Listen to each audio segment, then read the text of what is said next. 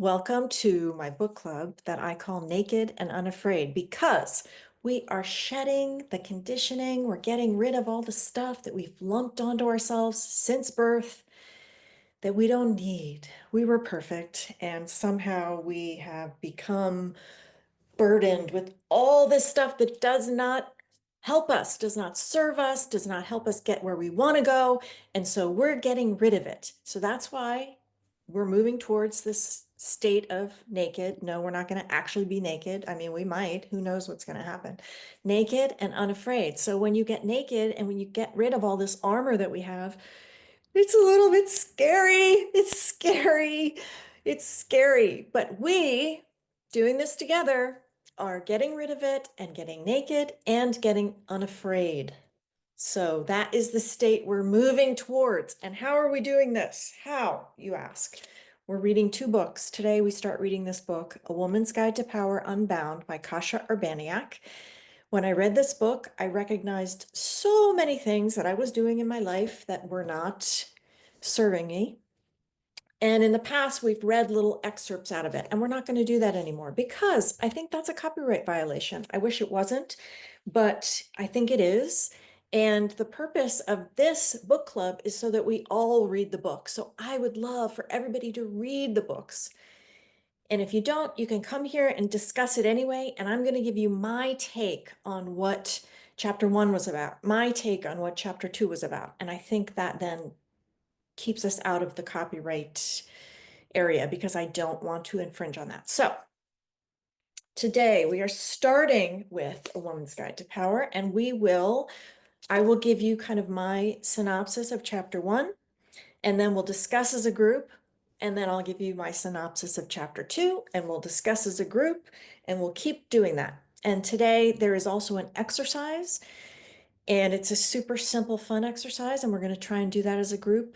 And also, so you know, I'm recording this. I will put this on YouTube. If you don't want to be on YouTube, then don't ever speak up and the camera will not pick you up. That is my hack, the easy hack for now. And also, if we discuss, sometimes I discuss personal stories about my family members, and sometimes I leave that out too, because I know that those things, I don't, like I don't want, I'm protective of them. I'm protective of my family, and I don't want anything that I say or do to impact them in any bad way, even though we all know that would probably be very good for all. And the other thing is the exercises I do not put on YouTube. So if we do an exercise together, I cut that bit out because that's weird. Like we're doing an exercise, we're acting different. And that's the whole point of this, is to get comfortable, practice with other women who are also practicing showing up in the world in a way that we have never shown up before. And it is weird and it is uncomfortable and it is cringy. And we all go, "Ugh, it's so weird, feels so weird."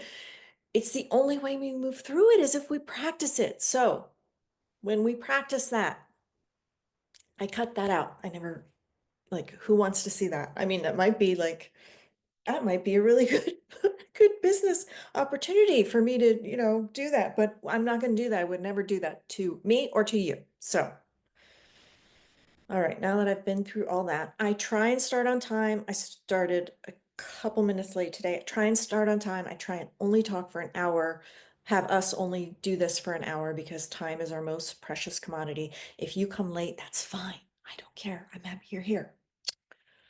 All right, ladies. So, A Woman's Guide to Power. I've also recognized that reading for me is a little bit of a crutch. Like if I read the book, like it's simple.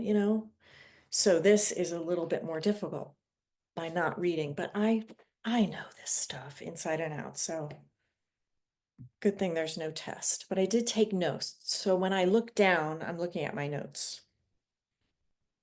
All right, and I'm going to just show you the chapter that we're reading because that kind of grounds me.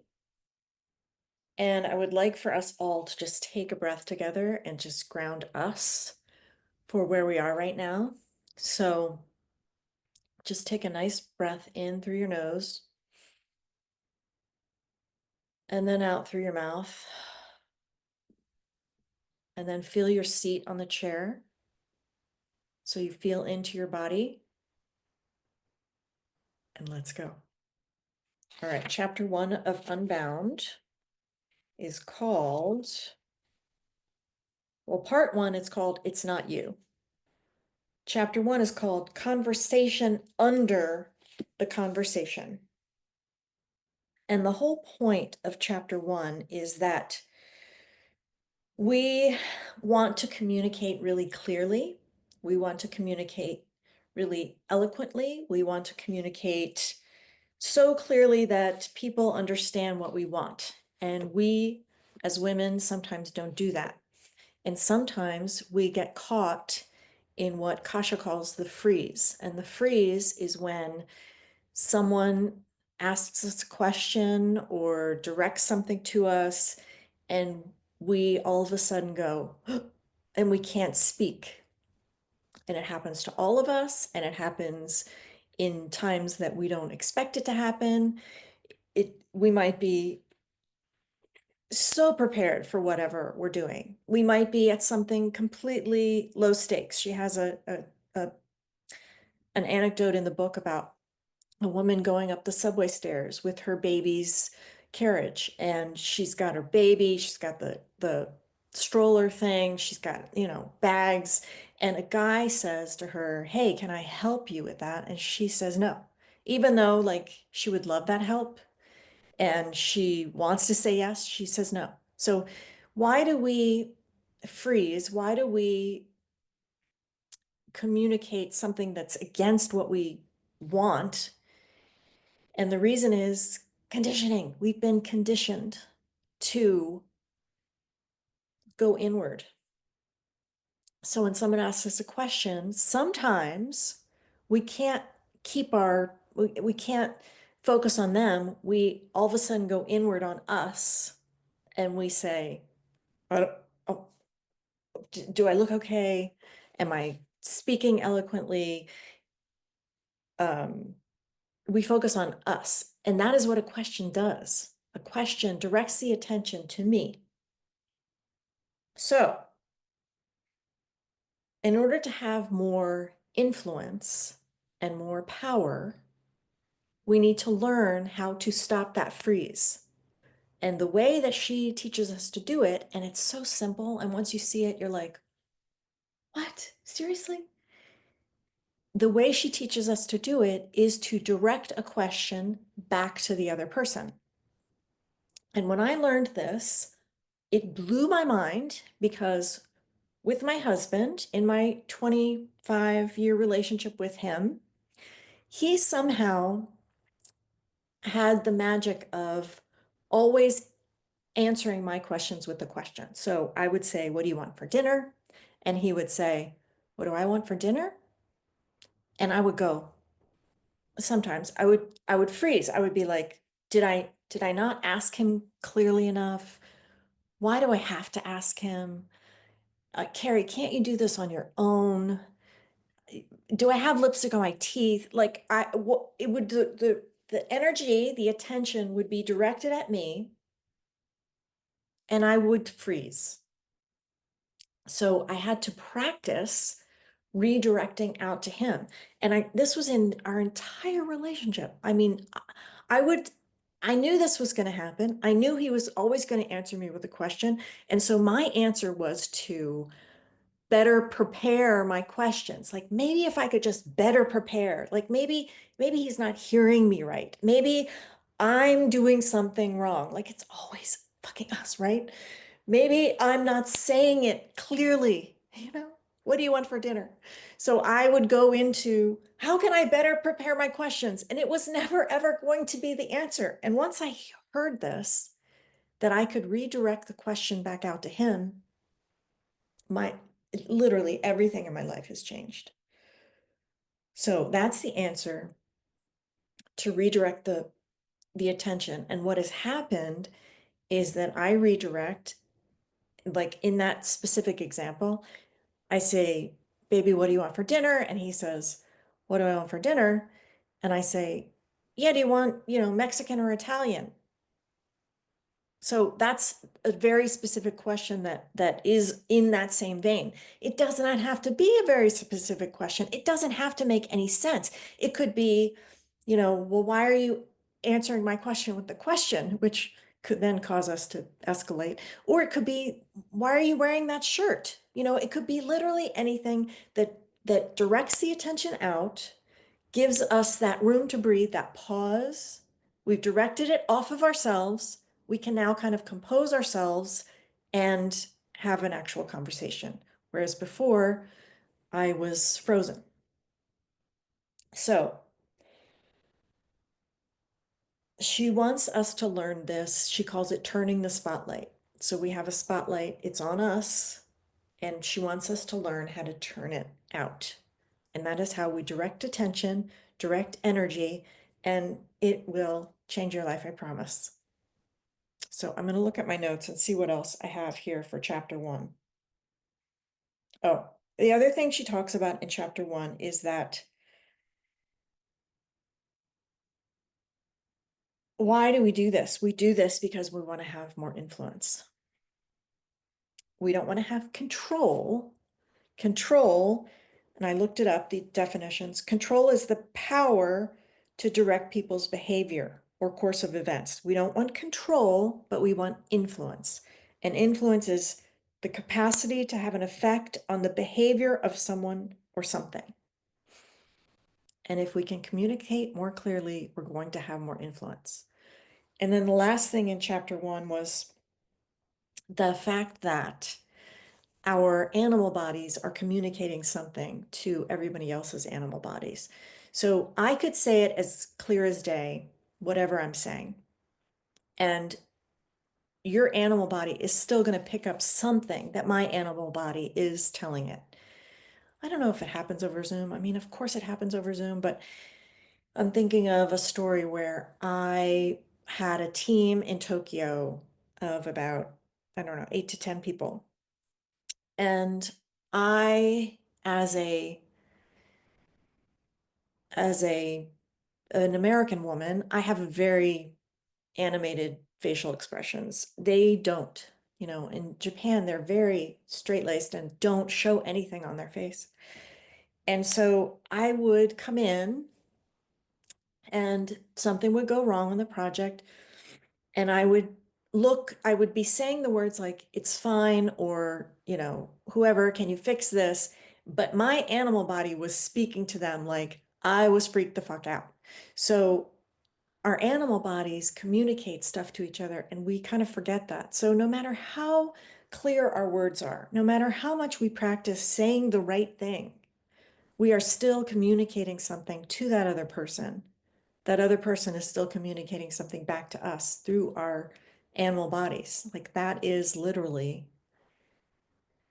we can never get around it. Like it's always going to be the case. So that's why we need to learn how to communicate better and also feel into our bodies so that what we're saying matches what we're feeling.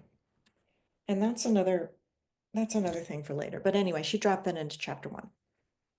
So, ladies, I'm going to catch up on the chat and I'm going to ask you if you have anything to add about chapter 1. Oh, I went back to last time in the chat. Let's see. Well, one of us is naked. I'm glad you're not on camera. That's good. Although that might be good. That might be awesome.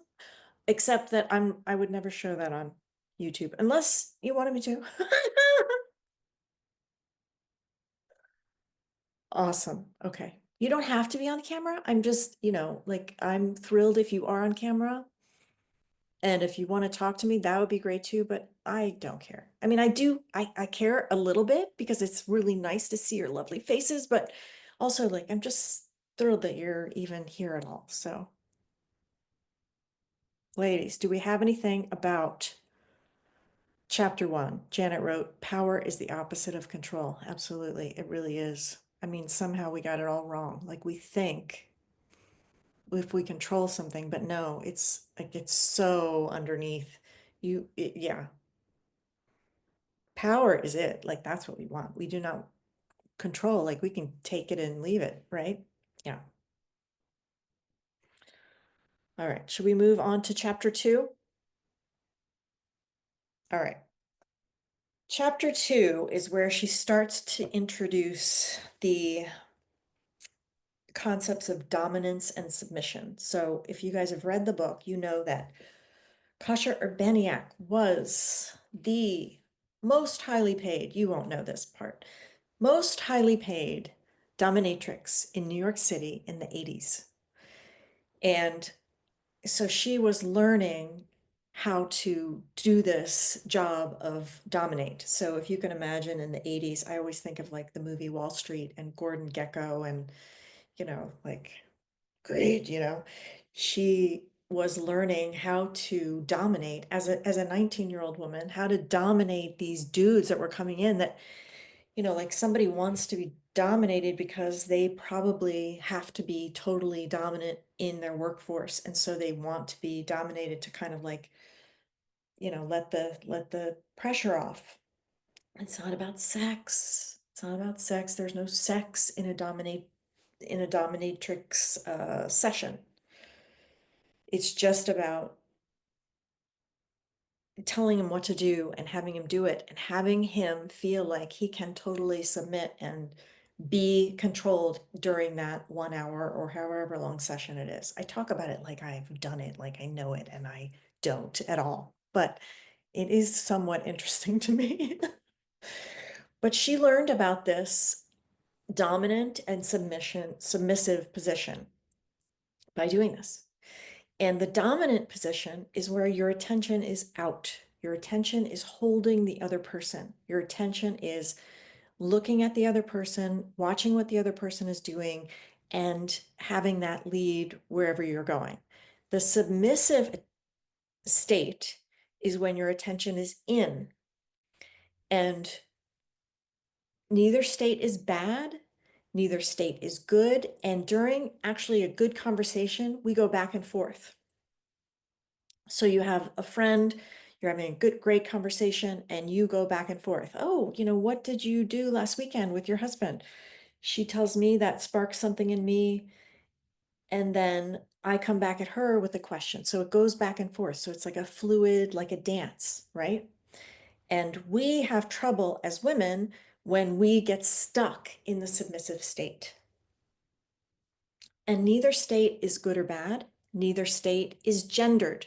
So there's not, oh, men are always dominant and women are always submissive. No, but sometimes we do get stuck in that submissive state because we were trained to always look at how we're looking, how is our hair out of place? How are we sounding? So we're trained to go inward. So sometimes we go inward, we get stuck. That's the freeze.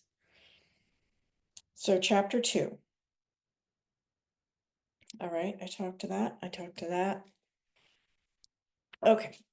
So here's another point that she makes is that the submissive state is how are we feeling? How is our body feeling? If we can get into both are good, right? It almost feels easier to be dominant because then I'm just constantly asking questions.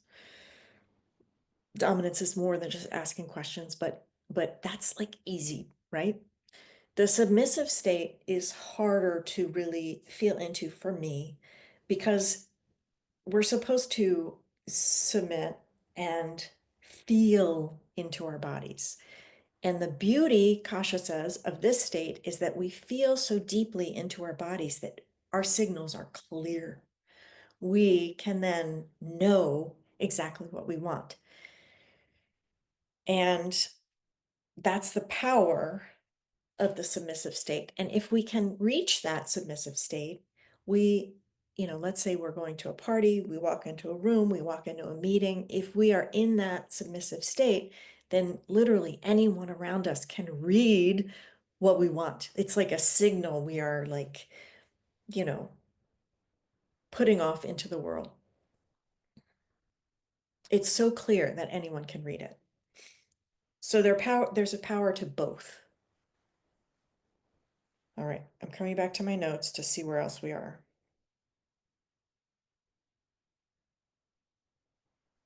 Okay. She makes the point of when we're trying to be dominant and I ask a question. So I ask one of you, you know, Janet, what's your last name or whatever? Don't answer me. If I ask you a question and then all of a sudden I'm thinking about like right there, I got like flustered because I was like, oh, I don't want to put Janet on the spot. I don't want to ask Janet what her last name is. I want attention in. So when I'm trying to go attention out, but I'm focusing on how do I look? How do I sound? What am I saying? That's attention in. And so that's the point where it's like all of a sudden I'm scattered again. So it's not being a good Dom by keeping my attention out. So we have to train because like I know you all can hear it. We do that all the time. We ask a question and then it's like, oh, did I ask the right question? Oh, I can't ask that. Oh, like whatever it is. Did I speak clearly? Whatever it fucking is. Like it's just always we do that. And so we have to train to keep our attention out and not to go back inward.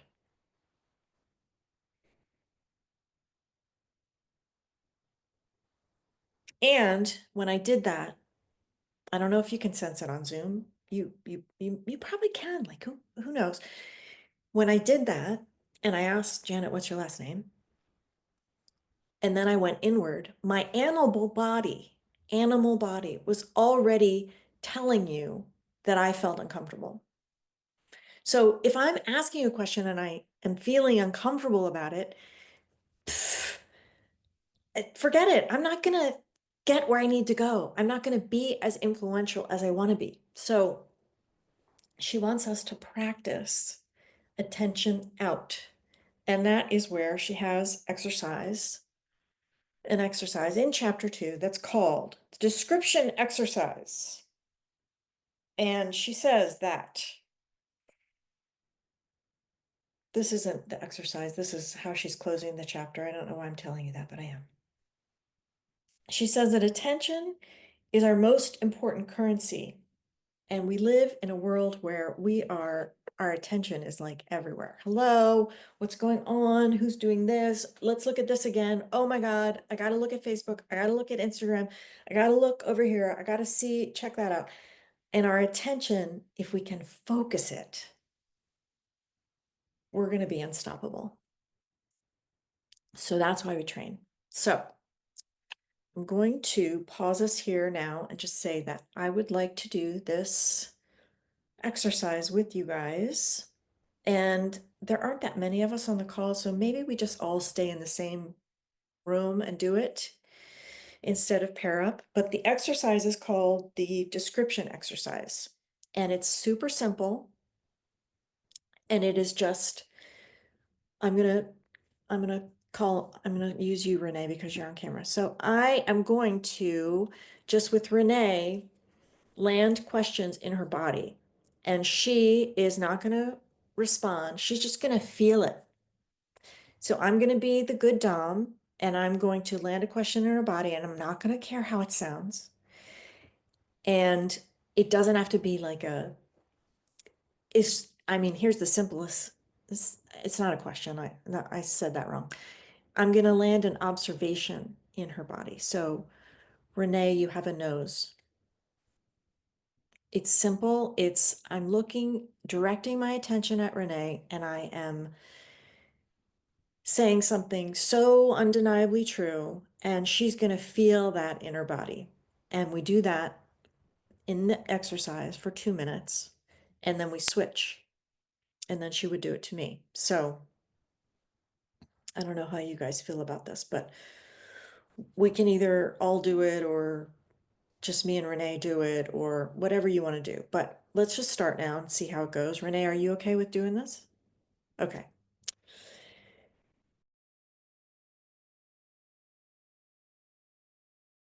That's in chapter 2. That is a really, really, really good way of learning what it feels like to be on both sides. So as Renee and I did it, we got a sense of what it feels like to just be the dominant person.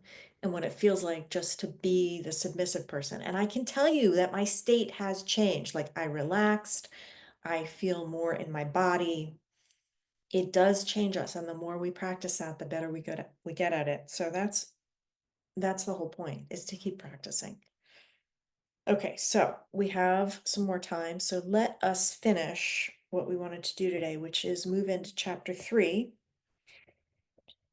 And this is where she introduces the concept of the good girl.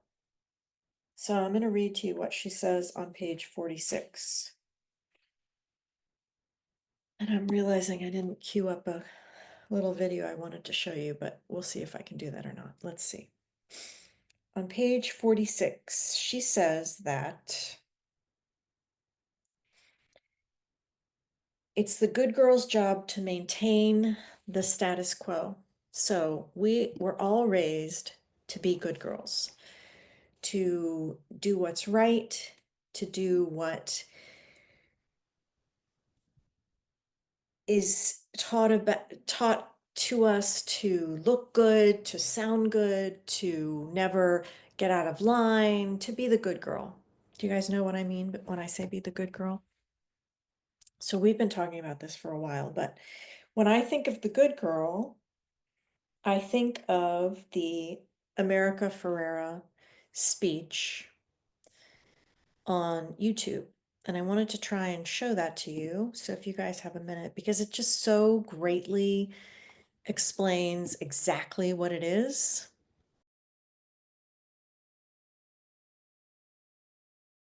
You back. Okay, good. Awesome. We're here. Okay, so that little clip of America Ferrera doing that little speech is what Kasia describes as being the smush. So we have to be thin, but not too thin. We need to make money, but if we talk about money, we're being crass. So we have these like things that we're supposed to live up to as being a woman. And the smush is that little tiny ledge that we have, that little space between being thin and not too thin. And it's this big, and we're operating right there.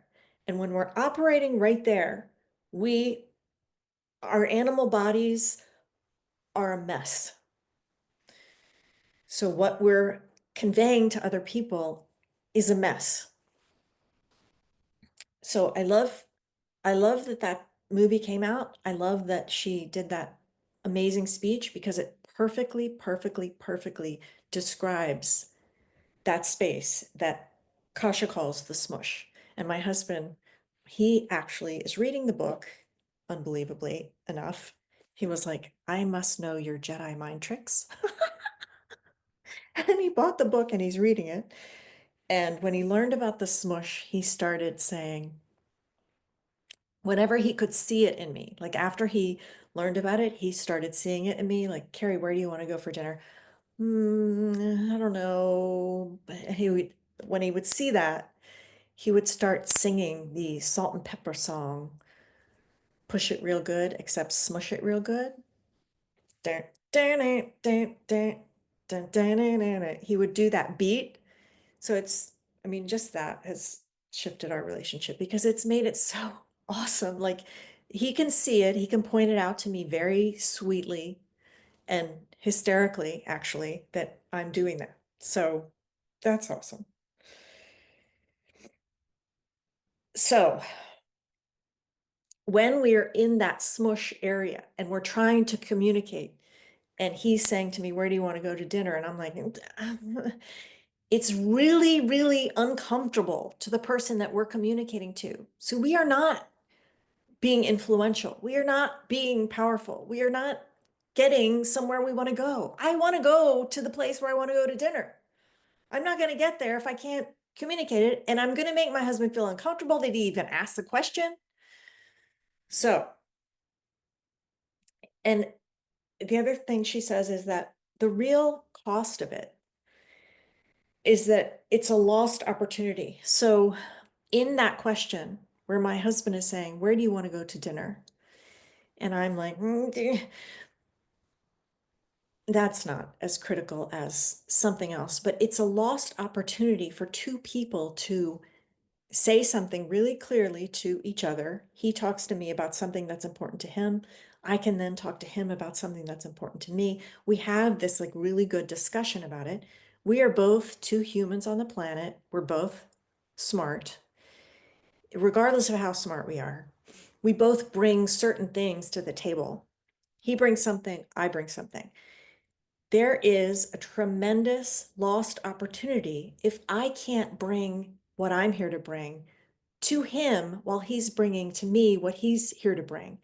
When we can do that together, we then can create something even bigger than the both of us. So that's why we learn how to move beyond the smush, the salt and pepper song. I'm gonna have to pull that up again. And then she introduces this final concept of congruence.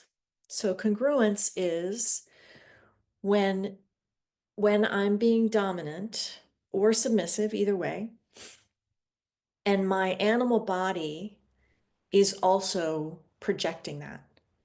So when I'm in the smush, I'm stuck and my animal body's projecting nonsense. When I'm directing to Renee questions and I'm thinking about how that sounds in my head, my animal body is also projecting nonsense. I am congruent when my animal body is projecting the way that I'm sounding. So I'm saying something and my animal body's telling you something. And when those two are opposite, we are not in congruence. Another word for this is just match. So when my words are saying what matches the message that my animal body is sending you, I am congruent. And that lands like a motherfucker. Like that lands in you so much better than when we're not congruent.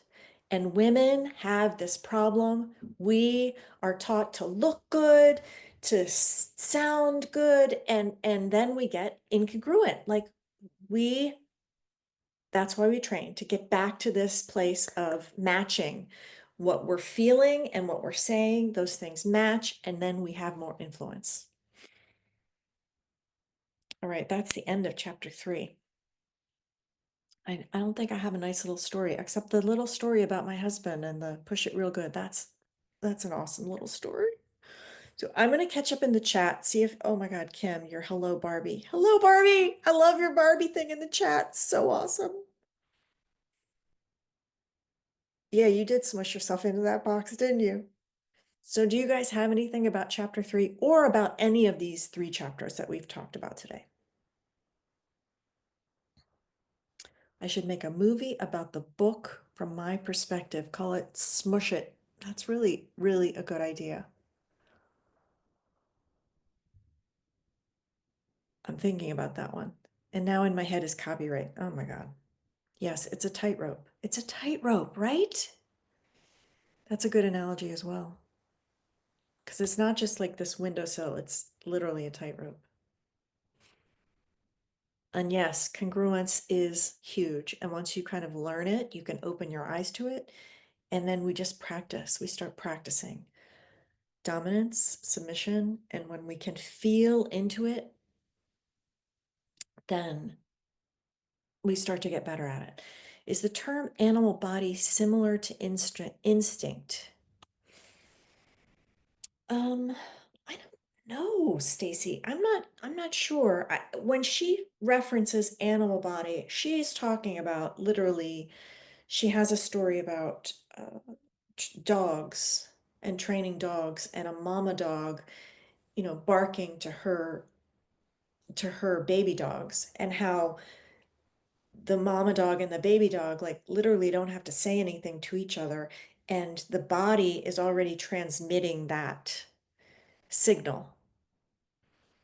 So instinct, is it similar to instinct? I think no, because it's just however I'm It's like the energy that I'm transmitting, the frequency that I'm transmitting. That's my animal body.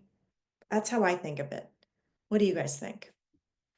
I think there is an instinctive reaction to what, like, if you're not congruent, that person, in your animal body, the other person's animal body instinctively knows that your Yeah, words don't match like your tone and your body language and yeah, stuff. And it's I will say, interestingly, I just thought of this time for some reason.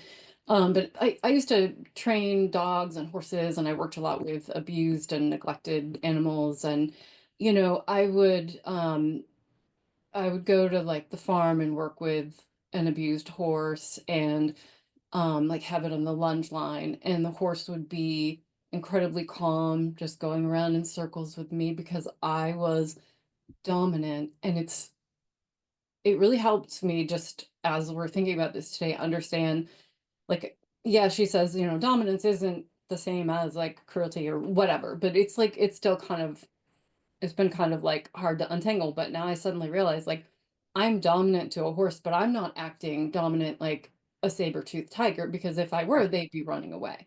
right, I'm right. dominant in that I am calm, cool, and collected. My Exactly. animal body is chill. I am not jangly inside. Right. I am not conflicted about what I'm doing. I am confident in my ability to keep myself and this animal safe and held, and they just look amazing, and then I can hand it over to the owner, and I step away, and all of a sudden the horse is like because like the owner has like is incongruent because they have a lot of emotions, so like their body is all jangly, even if they're trying to like portray calm and and stuff like that. So yeah, so that's actually really cool that I thought of that. Yeah, it's nice that that landed and it's nice that you brought that up because it is, we think of dominant and we think of like pushing and cruel and being overbearing, and it's just not any of that. Like, yes, it can come across as that, but it is just your attention is out on that other being, horse, person, whatever it is. And horses are a fantastic example because we all know if we get on a horse and we are nervous, that horse is also then nervous. And, things can happen on a horse.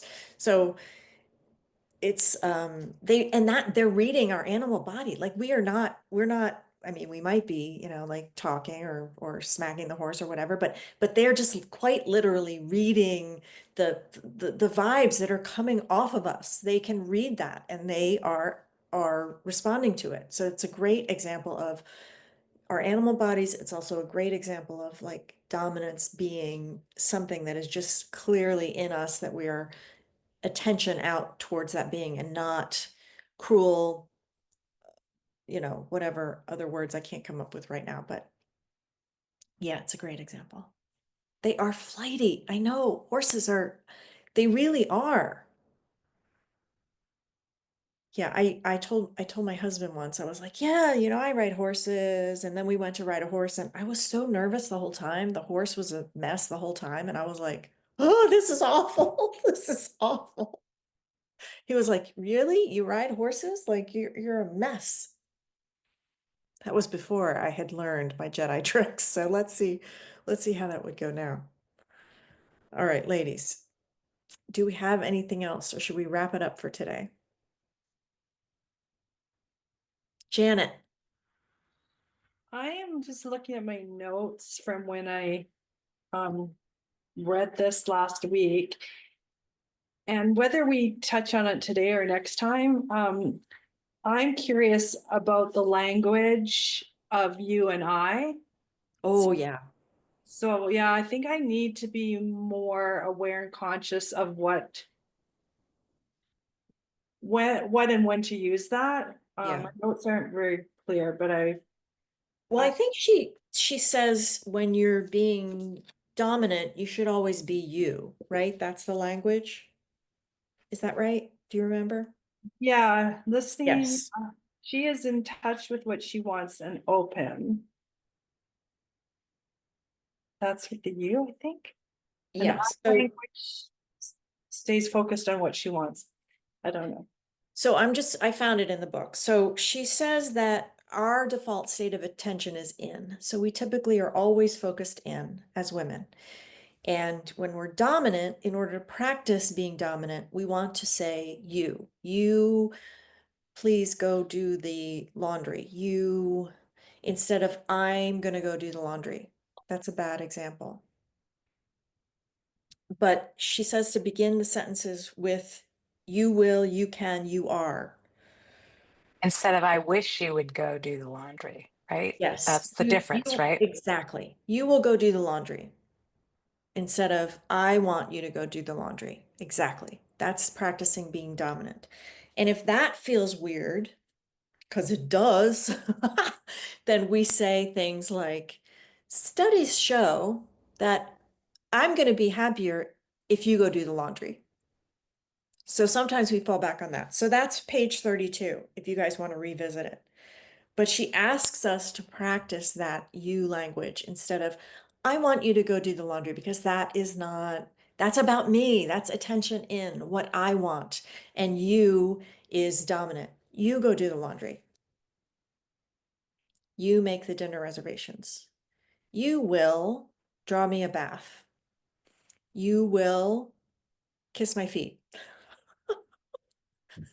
So whatever it is, she wants us to practice with that because it's not normal for us, right? Does that help, Janet? Yeah, for sure. And then, but then when do we do the I part? I don't know. Good question. It's like I did watch some sort of clip and I just remember, and it was drawing the bath when you said that. It was like, you will go draw my bath and I will enjoy it or something, you know, Right. I'm not sure if I start bossing around. Especially like I'm curiously enough, as much as I'm taking this to be, you know, to improve my communication, it's really like I was saying last week, for me to amp up the the the role as a woman for my girls, because they have got their certificate, the gold star in control. Yeah. And mastering, and they've hit the wall, and I know that, and Yeah. you know, and we now are animal to animal, like they're grown women, and we're matching this animal nature that's like, who can be more in control and powerful, where we're really like loving, caring, good girls. Yeah. We are. We are. And where it's going to shift is you're going to start showing up differently in front of them and also towards them. Yeah, So it's going to start shifting. It takes a while, but they'll all look at you like you have two heads, and that's totally fine. that's kind of normal, but No, I know, me too. yeah, so I'm looking forward to it, and I do know that I'm hyper aware of the way I'm communicating, and I want to do it intentional and Yeah. make the changes. And even if it's not, like, I want to practice and see how it comes across and bring it back, as Yeah. you know, so that we can keep improving Yeah. to kind of live this. Well, let's do the practice lab this week. So, starting on Tuesday, let's just do Tuesday through Friday, see what happens. I'll open it up at noon, and whoever shows up, we'll just practice doing that simple thing that Renee and I showed you. And it is simple, and it will help us just practice. You have two eyes, which is the you statement, right? Yeah, just that exercise too, observing it. It was pretty awesome to see the facial expressions Yeah. of being soften. Yeah. And it was interesting too, because the direction of the attention, although Carrie, you were speaking, my attention was being drawn to Renee Yeah. too. So we, as animals now, there's all these other animals watching her, so it's kind of, the dynamic is really awesome to watch it in our bodies. Yeah. It's so non-offensive, like it's just an observation, but it's It's wild. a great exercise. And So let's do it. you know what's so interesting is that I didn't realize this until you just said that, Janet, about watching us. I you all completely sort of fell away from my That's- vision and my thoughts, and it was just Carrie and me talking, and that was it. Even though you were still there, like I was so focused on Carrie. So that's really interesting. Yeah, it is interesting. It's good. That's perfect. Perfection, Renee. Very good student. All right, ladies, do we have anything else for today? We have hit the hour mark, and yes, gold stars for everyone for surviving our first 3 chapters and our first exercise. And I am thrilled to have you here. I'm thrilled that you are walking hand in hand with me, taking yourselves on, helping me to take myself on, me helping you to take yourselves on, because that is how we become stronger, and the world needs more strong, influential women. So we've got this. And I will see you guys this week in our practice lab, and then next weekend for the next 3 chapters. Thank you.